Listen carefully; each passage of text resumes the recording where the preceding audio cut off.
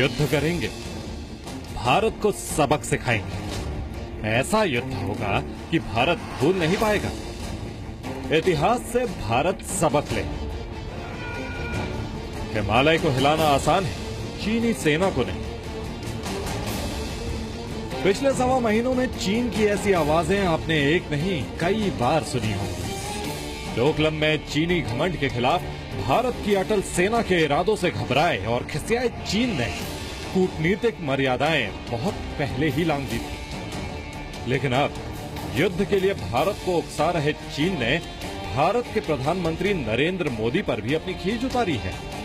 इसे यूं समझे कि डोकलाम पर मोदी नीति से डर गया है चीन।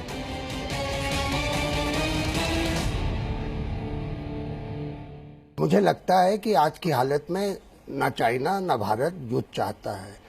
अगर चाइना ने जबरदस्ती, जैसे वो बयान आ रहे हैं, भारत को डोकलाम से ढकेलने की कोशिश की तो वो एक लोकल एनकाउंटर कहा जाएगा। जो भी स्टेटमेंट्स आ रही हैं वो किसी मकसद के साथ आ रही हैं और ये कहना बिल्कुल ठीक नहीं है कि मिस्टर मोदी जो हैं वो देश को लड़ाई की तरफ ले जा रहे हैं। असलियत यह है कि उन्होंने 2 दिन पहले ही कहा है कि जो भी विवाद है उनका जो समाधान है वो लड़ाई से नहीं है, वो वार्तालाप से है। चीन कह रहा है कि मोदी सरकार भारत को ऐसे युद्ध में धकेल रही है जिसे रोकना उसके बस में नहीं। लेकिन चीन की बेचैनी बता रही है कि अब डोकलाम विवाद पर अपनी झेप मिटाना उसके बस की बात नहीं।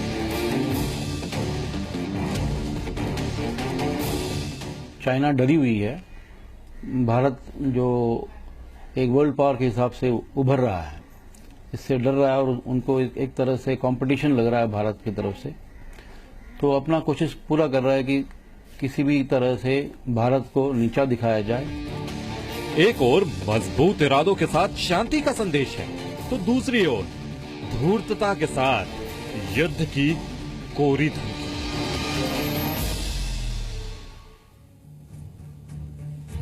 तो अतल इंडिया से चीन बेहाल हो गया है। चीन की ओर से कोरी धमकियां आप जानते हैं पिछले 1.25 महीने से मिल रही है, लेकिन अब पहली बार चीन की तरफ से प्रधानमंत्री नरेंद्र मोदी का नाम लेकर भारत को युद्ध की धमकी दी गई है। और ये ताजा धमकी चीन के सरकारी अखबार ग्लोबल टाइम्स के हवाले से आई है। चीन ने कूटनीतिक मर्यादा बहुत पहले ही लांघ दी थी, लेकिन अब उसने वो लिहाज भी छोड़ दिया है जिसकी अपेक्षा की जानी चाहिए थी। चीन का ये रवैया बताता है कि वो डोकलाम चक्रव्यूह में बुरी तरह से फंस गया है। आपको ये रिपोर्ट दिखाए उससे पहले हम आपको ये बता दें कि इस खबर को आप तक पहुंचाने में जी न्यूज रिपोर्टर तो मौके पर नहीं है, लेकिन हम खबर की पुष्टि कर रहे हैं। खबर एक्सपर्ट्स की कसौटी पर भी खरी है, साथ ही खबर की तकनीकी विश्वसनीयता भी है। अब शुरुआत करते हैं चीन की इस नई धमकी और पुरानी चाल से। तारीख 7 जुलाई 2017, जगह जर्मनी का हैम्बर्ग, मौका ब्रिक्स नेताओं की बैठक। डोकलाम में सैन्य विवाद के बीच प्रधानमंत्री नरेंद्र मोदी और चीन के राष्ट्रपति शी जिनपिंग के बीच हुई इस आखिरी मुलाकात की तस्वीर ही भारत की अटल नीति से बेहाल चीन का हाल बता रही है। पीएम मोदी की नीति शांति का संदेश दे रही है, साथ ही भारत डोकलाम मुद्दे पर अपने स्टैंड पर टस से मस नहीं हो रहा है, तो चीन की बेचैनी बढ़ती जा रही है। पिछले 1.25 महीने में कई बार युद्ध की धमकी देने वाले चीन के सरकारी अखबार ग्लोबल टाइम्स ने तो अब सीधे सीधे प्रधानमंत्री नरेंद्र मोदी पर उंगली उठा दी है। ग्लोबल टाइम्स ने लिखा है कि अगर मोदी सरकार नहीं मानती है तो वो अपने देश को ऐसे युद्ध में धकेल देंगे जिस पर काबू पाना भारत के बस में नहीं होगा। यूं तो ग्लोबल टाइम्स पहले ही डोकलाम मुद्दे को भारत की हिंदू राष्ट्रवादी नीति का हिस्सा बता चुका है, लेकिन पहली बार चीन की ओर से प्रधानमंत्री मोदी का नाम लेकर भारत पर उंगली उठाई गई है। चाइना डरी हुई है। भारत जो एक वर्ल्ड पावर के हिसाब से उभर रहा है, इससे डर रहा है और उनको एक तरह से कंपटीशन लग रहा है भारत की तरफ से। तो अपना कोशिश पूरा कर रहा है कि किसी भी तरह से भारत को नीचा दिखाया जाए, वर्ल्ड के सामने भारत को जो है मजबूर करें कि वो चाइना से पावरफुल नहीं है, ये बताने के लिए। अभी जो फिलहाल चाइना कार्रवाई कर रही है डोकलाम के बारे में, एक तो जो है पहले कुछ दिन पहले उन्होंने कहा था कि हमारी फौज वहां से हट गई है, जहां 400 फौज से अभी 40 हो गई है। उसके तुरंत बाद फिर कहते हैं कि आप 2 हफ्ते के अंदर नहीं हटोगे तो हम जो है कुछ कार्रवाई करेंगे। तो ये सब दर्शाता है कि एक तरह से चाइना डरा हुआ है। प्रधानमंत्री मोदी का नाम लेकर युद्ध की बात करना चीन की उस हताशा का नतीजा हो सकता है। Societies across the world are facing several questions today. How to avoid conflict? How to address a global challenge like climate change? What lessons do Asian values and democracy hold for the world? जिसमें भारत ना तो डोकलाम से पीछे हट रहा है। भारत के इस संदेश से उलट चीन के सरकारी अखबार ने लिखा है कि मोदी सरकार को अपने लोगों से ये झूठ बोलना बंद करना चाहिए कि 2017 का भारत 1962 के भारत से अलग है। दोनों देशों की राष्ट्रीय क्षमताओं में बीते 50 बरस में सबसे ज्यादा अंतर है। अगर मोदी सरकार युद्ध चाहती है तो उसे कम से कम अपने लोगों से सच बोलना चाहिए। ग्लोबल टाइम्स ये भी लिखता है कि चीन की सेना की तैयारी पूरी है। सीमा पर शांति के लिए वो भारत को मौका दे रहा है। लेकिन जब चीन की ओर से ये डींग हाकी जा रही है तो उसका एक झूठ भी बेपर्दा हो रहा है। चीन की ओर से अभी दावा किया गया था कि डोकलाम में भारतीय सैनिकों की तादाद 400 से घटकर 40 हो गई। भारत के विदेश मंत्रालय ने इस दावे का खंडन किया है। हालांकि भारत ने वहां की ऑपरेशनल तैयारियों पर कोई जानकारी देने से इनकार किया है। इशारों को अगर समझो, राज को राज रहने दो।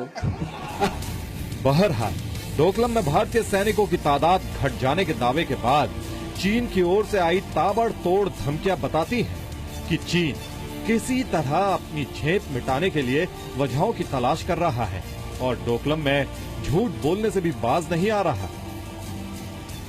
डिफेंस मिनिस्ट्री की तरफ से बात हो रही है, ग्लोबल टाइम्स की तरफ से बात हो रही है, थिंक टैंक्स की तरफ से बात हो रही है। कोई ऐसा आदमी चीन में नहीं है जो नहीं बोल रहा है इसके बारे में। तो एक ऐसा माहौल पैदा किया जा रहा है जिससे चीन समझता है कि ऐसा दबाव, साइकोलॉजिकल प्रेशर डालने से भारत की फौज डोकलाम से पीछे हट जाएगी। और मैं ये भी समझता हूं कि उनका ये कहना कि वो 400 से 40 पे आ गए हैं, उसको ये ऐसे भी मान सकते हैं कि देखिए हमारी धमकियों की वजह से आहिस्ता आहिस्ता वो घटा रहे हैं। तो 400 से 40 कर दिया, इसका मतलब हमारी जीत हो रही है, और 40 से 0 भी हो सकता है। मेरे ख्याल से गंभीरता से तो लेनी चाहिए, तैयारी हमेशा पूरी होनी चाहिए। लेकिन ये कोई बड़ा ऐसा मसला नहीं है कि युद्ध होने ही वाला है। मेरे पूरी कैलकुलेशन में युद्ध की कोई संभावना नहीं है, कोई भी संभावना नहीं है, ना ही हमारी तरफ से ना ही चाइना की तरफ से।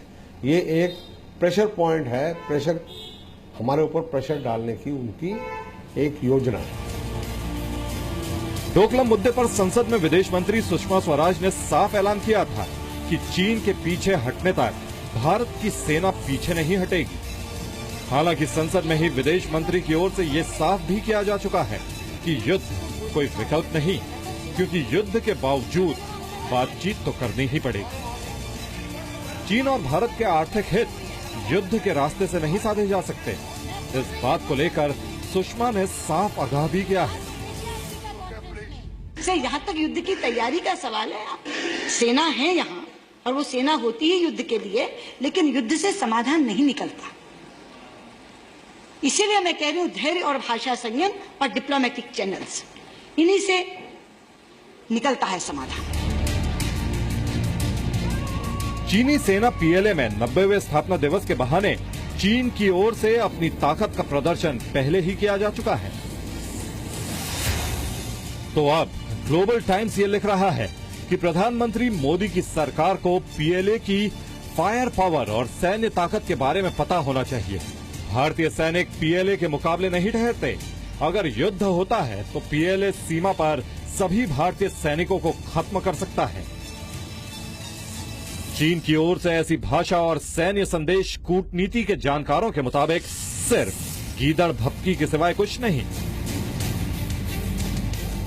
अभी पीएलए का एनिवर्सरी खत्म ही नहीं हुई है, अभी उनके इलेक्शंस आने वाले हैं और इलेक्शंस में वो अपनी इमेज दिखाना चाहते हैं कि वो शेर हैं और देश का विभाजन नहीं होने देंगे और ये मोदी साहब हैं, ये देश हमको लड़ाई में धकेल रहे हैं, पर अगर हम लड़ाई में आए तो काम तमाम कर देंगे इत्यादि ऐसी बातें कर रहे हैं और इंडिया को दांतों तले चने चबा देंगे। ये सारा का सारा जो कथा कहानियां डाल रहे हैं ये सिर्फ एक प्रोपेगेंडा के तहत है। चीन की भाषा जितनी भड़काऊ होती जा रही है उतनी ही उसकी कूटनीतिक साख कम होती जा रही है। साथ ही चीन को यह भी भूलना नहीं चाहिए कि सीमा पर सैनिकों के हौसलों से लड़ाई होती है। सरकारों के इरादों और नीति से किसी देश की ताकत पता लगती है और चीन भारत से बड़ी आर्थिक शक्ति और ज्यादा बड़ी और आधुनिक सेना रखकर इस मामले में भारत से बहुत पिछड़ रहा है। दिल्ली से रूफी जैदी और यशस्विका के साथ ब्यूरो रिपोर्ट, जी मीडिया। तो चीन भारत को युद्ध की धमकी दे रहा है और देता आ रहा है, लेकिन चीन को भी भारत के सैनिकों की ताकत का शायद अंदाजा नहीं। हम शायद कह रहे हैं भारत के सैनिक किसी भी मुश्किल हालात में दुश्मन सेना के दांत खट्टे करने वाले प्रोफेशनल्स हैं। ये बात दुनिया भी मानती है। जी न्यूज संवाददाता मनीष शुक्ला अभी कुछ दिनों पहले उत्तराखंड में जो चीन की सीमा है उस पर भारत के आखिरी पोस्ट लपथल तक गए थे और वहां उन्होंने भारतीय जवानों की तैयारियां देखी, उनका हौसला देखा। आप देखिए मनीष शुक्ला की रिपोर्ट। भारत शांति का पक्षधर है, लेकिन चीन की किसी चुनौती से निपटने के लिए भारत के सेनानी तैयार खड़े हैं। न सिर्फ सिक्किम सेक्टर में जहां मौजूदा विवाद है, बल्कि चीन से लगी सीमा पर हर एक जगह भारत के सैनिकों के हौसले किसी चीनी हिमाकत का मुकाबला करने को तैयार है। जी न्यूज संवाददाता मनीष शुक्ला अप्रैल के महीने में उत्तराखंड के चमोली जिले के लपथल गए थे। लपथल भारत चीन सरहद पर देश की आखिरी पोस्ट है। जी न्यूज को हड्डियां गला देने वाले बर्फ के बीच सरहद पर तैनात जवानों का वो हौसला देखने को मिला था कि चीन की सेना घबरा जाए।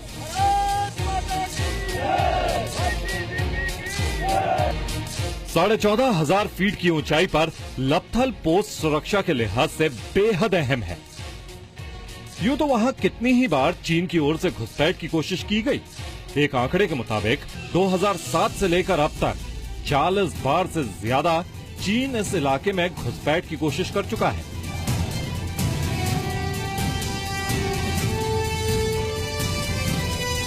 लेकिन वहां तैनात भारत तिब्बत सीमा पुलिस यानी आईटीबीपी के जवान चीन के सैनिकों की हर साजिश को नाकाम करते हैं।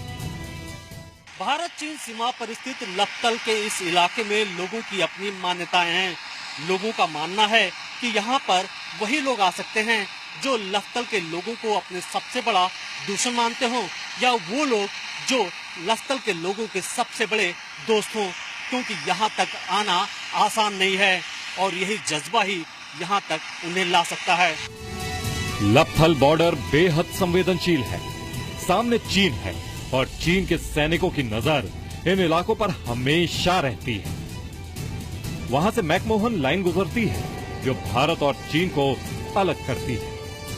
लेकिन चीन इस लाइन को सरहद की तरह नहीं मानता और भारत के इलाकों पर भी दावा करता है। इसके लिए वो घुसपैठ का सहारा लेता है। कई बार चीन के सैनिक घुसपैठ करने के बाद यहाँ के पत्थरों को लाल रंग से रंग देते हैं। ये वो इलाके हैं जहाँ आए दिन चाइनीज इनकर्जन करते हैं क्योंकि जो सैनिक इन इलाकों में तो आते हैं, कई बार वो एयर वायलेशन करते हैं, वो इन इलाकों में जाने के बाद पम्पलेट्स गिराते हैं। यहाँ के जो पत्थर हैं उनको भी रंग देते हैं लाल रंग से, ये दिखाने के लिए कि ये डिस्प्यूटेड एरिया है, ये उनका इलाका है। और जब हमारे सैनिक उन इलाकों में जाते हैं तो उस जो पत्थर पे जो रंग है लाल रंग का, उसको मिटाया जाता है और हमारे तिरंगे की वहाँ पर निशानियाँ छोड़ी जाती हैं। पहाड़ी इलाकों में जाते हैं तो तमाम तरीके की मान्यताएं हैं, रिचुअल्स हैं। उसी तरीके से अपने आईटीबीपी के जो जवान हैं इन तमाम पहाड़ के इलाकों की जो मान्यताएं हैं उसको फॉलो करते हैं। तो ये कहा जाता है कि यहाँ का जो जंगली बकरा है जिसे आईबेक्स कहते हैं, उसका शिकार यहाँ पर आईटीबीपी के जो जवान है वो नहीं करते। एक तरफ मौसम की बेरहमी और दूसरी तरफ चीन की चालबाजी। ऐसे में वहां तैनात आईटीबीपी के जवानों की चुनौती दोगुनी हो जाती है। हर वक्त जवानों को अलर्ट पर रहना पड़ता है। चीन की चुनौती का जवाब देने के लिए दूसरे हथियारों के अलावा 81 mm मोर्टार के साथ जवान तैयार रहते हैं। 81 mm मोर्टार के जरिए 5 किलोमीटर से ज्यादा रेंज तक वार किया जा सकता है।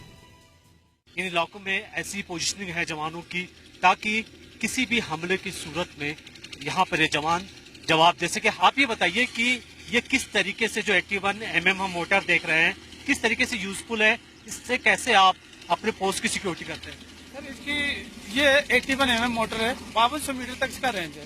तो ये सर जब दुश्मन आता है ना तो ये पहाड़ी के पीछे डेप्थ में इसको गिराने के लिए बम काम आता है। ये किसी डेप्थ में किसी गड्ढे में जब दुश्मन का पता लगता वहाँ है तो उसको दिशा चार्ज लगा के इसकी साइड से तो उसी जगह पर इसको बम का फायर किया जाता है। लपथल में पहाड़ियों के बीच 3 दर्रे हैं। इन्हें मानाला, नीतीला और तुंजला दर्रों के नाम से जाना जाता है। दर्रों की निगरानी बेहद जरूरी है क्योंकि यहीं से चीन के सैनिक घुसपैठ करते हैं। चीन ने नीतीला तक का तो सड़क बना ली है। जुलाई, अगस्त और सितंबर के महीने में घुसपैठ की घटनाएं बढ़ जाती हैं। चीन के सैनिक बड़े आराम से जब चाहे इन इलाकों में दाखिल हो सकते हैं। दूसरी तरफ हमारे जवानों को वहां तैनात रहने के दौरान काफी मुश्किलों का सामना करना पड़ता है। लेकिन हिमालय से ऊंचे इन जवानों के हौसले के आगे चीन की हर तरह की चालाकी, हर चुनौती पौनी नजर आती है। सर हम जाते हैं क्योंकि यहाँ 5-6 फुट बर्फ होता है सर, तो उसमें जाने के लिए प्रॉब्लम होती है, लेकिन तब भी हम अपना पॉइंट हिट करते हैं। हमारे पास पूरा जोश है, यहाँ पर पूरा जज्बा है, पूरा जुनून है। हम इसी जोश के साथ अपनी देश की रक्षा करते रहेंगे और आईटीबीपी का नाम रोशन करेंगे सर। लपथल पोस्ट पर तैनात जवानों तक जरूरी सामानों की सप्लाई भी एक बड़ी चुनौती है।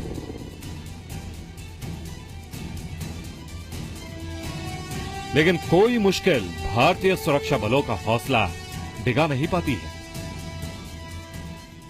ऐसा हो नहीं सकता कि हम अपने जवानों की पोस्ट पे उनके राशन के लिए, उनके असला बारूद ले जाने के लिए पहुंच ना पाए। मुश्किल काम है, ऊंचाइयां ज्यादा हैं, मौसम खराब है, पर हम फिर भी कोशिश करते हैं। उड़ते हुए जब हमें मौसम मिलता है हम उसके मुनासिब काम करते हैं। रास्ता अलग अख्तियार करेंगे, कहीं उधर से नहीं जाके किसी और तरीके से जाएंगे। मुश्किल हालातों के बीच चीन से सटी सीमाओं पर भारतीय जवान अलर्ट हैं। भारतीय जवानों का यही हौसला चीन को डरा रहा है। इसीलिए जब से डोकलम में भारतीय सैनिक चीन की मनमानी के खिलाफ आ डटे हैं, तब से वो भारत के खिलाफ मनोवैज्ञानिक युद्ध लड़ रहा है। लेकिन इस आकलन में भी चीन नाकाम साबित हुआ है।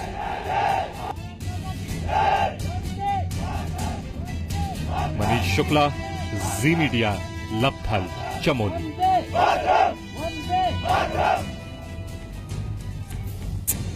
चीन खुद को आर्थिक महाशक्ति कहता है, खुद को बड़ी सैन्य शक्ति भी कहता है। दोनों बातें आंकड़ों के पैमाने पर सही है, लेकिन चीन की नीतियां पूरी दुनिया को परेशान कर रही है, खासकर उसके पड़ोसियों को। और इसीलिए अब दुनिया के देश चीन के खिलाफ खुलकर खड़े हो रहे हैं।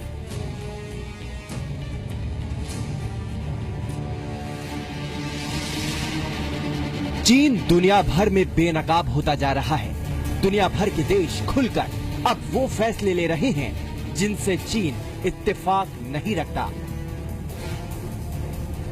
तिब्बती धर्मगुरु दलाई लामा को अपने देश आने का न्योता देने वाला ऐसा ही एक छोटा सा दक्षिण अफ्रीकी देश है बोत्सवाना। सिर्फ 20 लाख की आबादी वाले इस देश ने चीन के कड़े ऐतराज के बावजूद दलाई लामा को 17 से 19 अगस्त के बीच एक मानवाधिकार सम्मेलन में बुलाया है। चीन बोत्सवाना का सबसे बड़ा ट्रेडिंग पार्टनर है, लेकिन दलाई लामा को न्योता देने में उससे चीन की परवाह नहीं। China is only throwing tantrums, and China only gets a momentary pleasure by troubling Botswana, and Botswana is under tremendous pressure. But somehow I think Botswana came with this wisdom that listening to the Dalai Lama from one ear is better than having been harassed by China on the in the other ear. चीन अब डोकलाम मुद्दे पर भारत को धमकियां दे रहा है, तो वो भारत से ये भी कह चुका है कि वो दलाई लामा कार्ड खेलना बंद करे। लेकिन जब चीन के आगे बोत्सवाना जैसा छोटा देश स्वाभिमान के साथ खड़ा हो सकता है, तो भारत को झुका देना तो उसकी खाम ख्याली से ज्यादा कुछ नहीं।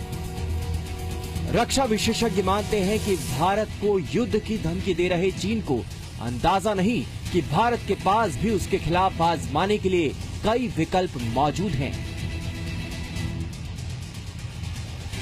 अगर वो किसी प्रकार की कोई कार्रवाई करता है तो बजाय हिंदुस्तान को सबक सिखाने के लिए वो खुद पिछड़ जाएंगे और कम से कम अगले 100 साल तक इस गलती का अफसोस उनको रहेगा। हिंदुस्तान के अनेकों ऑप्शंस हैं जो हम एक्सरसाइज नहीं कर रहे, और अगर चाइना ने हमको मजबूर किया तो वो एक्सरसाइज ऑप्शन जो है हम एक्सरसाइज करेंगे। सिंकियांग में, तिब्बत में, ताइवान में और उइघुर एरिया में, मंगोलिया में, सेंट्रल एशियन रिपब्लिक्स में, इंडियन ओशन में, साउथ चाइना सी। वैसे तो 4-5 देश, फिलीपींस, वियतनाम, ब्रुनाई, ये सब देश वो साउथ चाइना सी को क्लेम कर रहे हैं, लेकिन सबसे अलग देश, जो अटका हुआ देश, जिसके साथ युद्ध भी हुआ है 1979 में चीन का, वियतनाम ने कंप्लेन किया है चाइना के विरुद्ध कि वो आर्टिफिशियल आइलैंड्स बना रहा है और उस जगह को मिलिटराइज कर रहा है, और ये जॉइंट स्टेटमेंट में ये डालना चाहते हैं।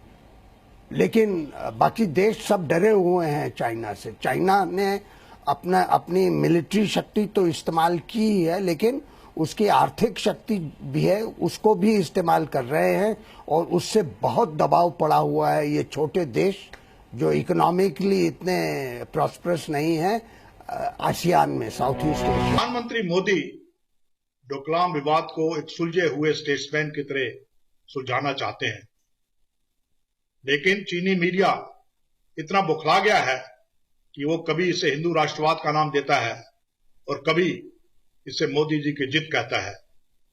ये साफ जाहिर करता है कि चीन किसी तरह से भी कोई भी बहाना लगाकर इस विवाद से पीछे हटना चाहता है। भारत में एक ओर चीनी सामानों के बहिष्कार की मांग तेज पकड़ रही है, तो दूसरी ओर अपने घरेलू उत्पादकों के फायदे के लिए विंड मिलों की भारत में डंपिंग जैसी चीनी चालबाजी के खिलाफ भारत एंटी डंपिंग ड्यूटी लगाने जैसे कदम उठा सकता है। साफ है कि अब चीनी मनमानी के दिन पूरे हो गए हैं। ऐसे में डोकलाम विवाद चीन के लिए अंधा कुआं साबित हो सकता है। मुंबई से अंकुर त्यागी के साथ ब्यूरो रिपोर्ट, जी मीडिया।